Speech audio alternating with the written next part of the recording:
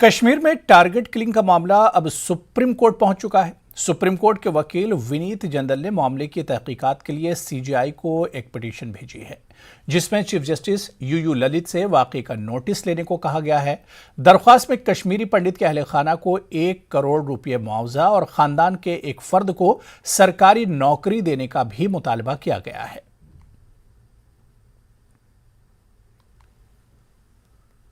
उधर कश्मीर में हो रही टारगेट किलिंग पर नेशनल कॉन्फ्रेंस के सरबराह डॉक्टर फारूक अब्दुल्ला ने मुतनाज़ा बयान दिया है। रियासी दौरे पर पहुंचे फारूक अब्दुल्ला ने मीडिया से बात करते हुए कहा कि कश्मीर में टारगेट किलिंग नहीं रुक सकती।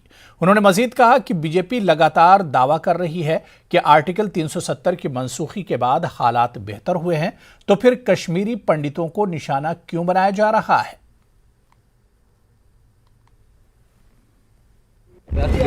मैं ये कहूँगा कि मैं तो यहाँ उनके मृत्यु के बाद पहली दफ़ा आया हूँ। मैं इनके ख़ानदानों के साथ हमदर्दी करने के लिए और मेरा मकसद यही था, इसके सिवा कुछ नहीं। सर, टारगेट किलिंग लगातार कश्मीर में हो रही है सर। अभी भी कल 2 दिन पहले जो है एक कश्मीरी पंडित, यह कभी बंद नहीं होगा। जब तक इंसाफ नहीं होगा कभी बंद नहीं होगा। और इसको बंद करने के लिए जितनी भी शोर करते हैं, ये कहते हैं कि जब बहुत कहते थे पहले 370 से ये हो रहा, आज तो 370 नहीं है। मेरी क्यों मृत्यु हो रही है, इसके जिम्मेवार कौन है बताइए मुझे। पूरी दुनिया में बताया जा रहा है कि हालात हमने बेहतर कर दिए, बदल दिया। अगर वो बेहतर कर दिया तो फिर ये पंडित बेचारा मारा नहीं जाता।